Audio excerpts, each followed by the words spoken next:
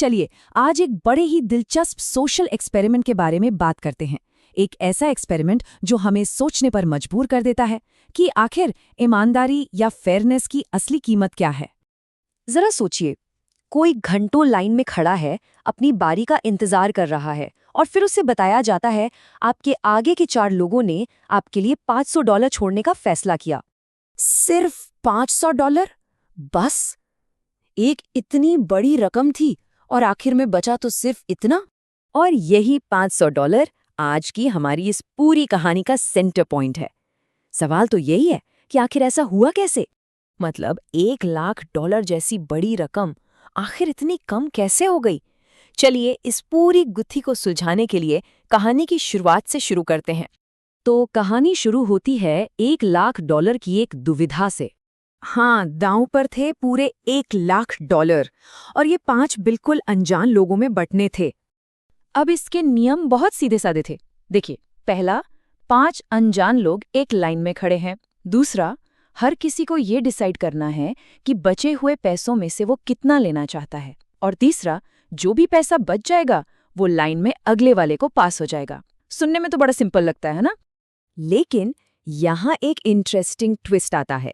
जो पहला पार्टिसिपेंट था ना, उसे फेयर शेयर का एक आइडिया दिया गया। मतलब उसे बताया गया कि देखो, अगर $1 लाख 5 लोगों में बराबर बराबर बांटे जाएं तो हर किसी के हिस्से में $20,000 आएंगे। कह सकते हैं कि ये फेयरनेस का एक बेंचमार्क सेट कर दिया गया था।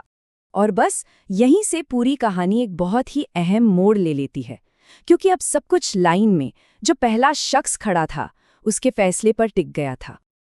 अब जरा इस सिचुएशन के बारे में सोचिए। किसी को कहा जाए कि देखो, एक हिसाब से तो $20,000 बनते हैं, लेकिन अगर चाहो तो ये पूरे के पूरे $1 लाख भी लिए जा सकते हैं, बस बाकियों को कुछ नहीं मिलेगा। ऐसी सिचुएशन में कोई क्या करेगा? उस पहले आदमी का लॉजिक बहुत ही सिंपल था। उसने बस एक बात कही, मैं उन्हें नहीं जानता। और इसी एक लाइन के बाद उसने अपना फैसला सुना दिया। हाँ, मैं ये सब ले लूंगा। बस एक सेंटेंस और पूरे गेम का मतलब सब कुछ ही बदल गया। उसने $1 लाख में से $96,000 उठा लिए। हाँ, बिल्कुल सही सुना, $96,000। और बस उस एक फैसले ने लालच की एक ऐसी चेन रिएक्शन शुरू कर दी जिसका असर लाइन में खड़े हर एक इंसान पे पड़ना ही था। ये चार्ट तो देखिए, पूरी कहानी खुद ही बयां कर रहा है।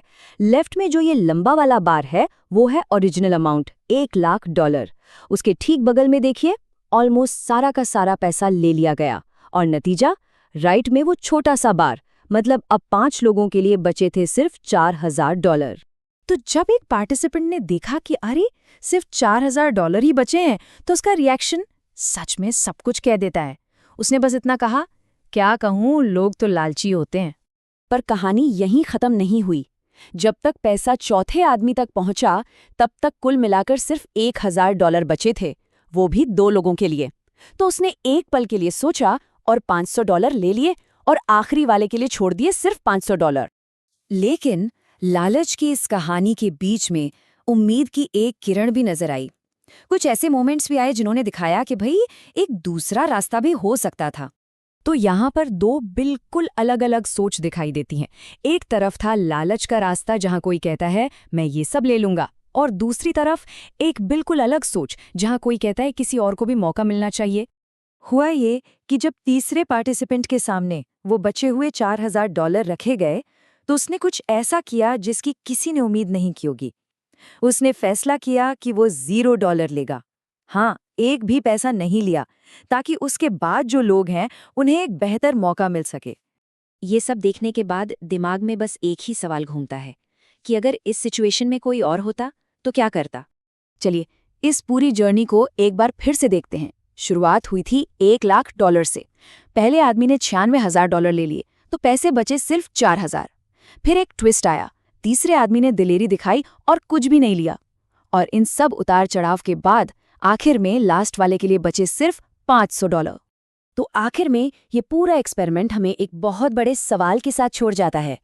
जब फैसला सिर्फ एक इंसान को लेना हो और ना कोई नियम हो, ना कोई देखने वाला, तब जाकर निष्पक्षता की, फेयरनेस की असली कीमत क्या होती है।